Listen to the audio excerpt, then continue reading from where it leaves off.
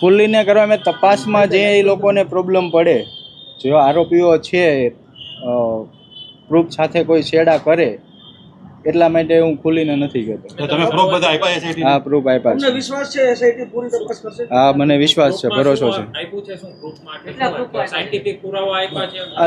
લેખિત આપ્યા છે. અન્ય માણસોના નામ પણ ખુલશે જે તપાસમાં. મેં જે જગ્યાએ અમુક જે કાંઈ રચના થઈ હોય આ ત્યાંથી હોય, મને મારા જાણ્યા મુજબ જે કાંઈ મારી પાસે પુરાવા હતા એ મેં આપ્યા છે. તમારી પાસે સમાધાન માટે પણ દબાણ આવી રહ્યું છે કે એવું કશું નથી?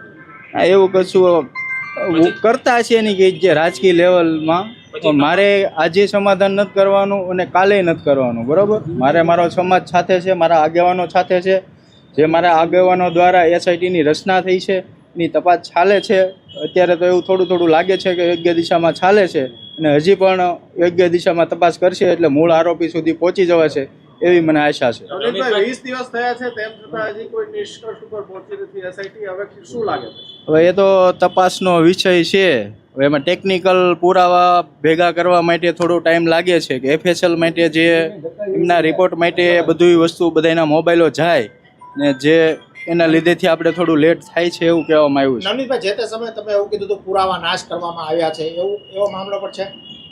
એ પુરાવા નાશ કરવા જે તે જગ્યાએ આરોપીઓ ખોટી રોકાણા હતા, જ્યાં કાવતરું રચ્યું ત્યાંના સીસીટીવી ફૂટેજનું એવું જાણવા મળ્યું છે કે એ લોકોએ હાર્ડ ડિસ્ક બદલી હોય કે સીસીટીવી ફૂટેજ ગાયબ કર્યા હોય એવું મને જાણવા મળ્યું છે.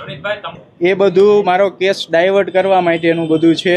જે સામેવાળા છે એ કોઈના કોઈ કેસ ડાયવર્ટ કરવા માટે, મુદ્દો ભટકાવવા માટે આ બધું કરી રહ્યા છે. તમારા દીકરાને પણ એસઆઈટી તપાસ માટે?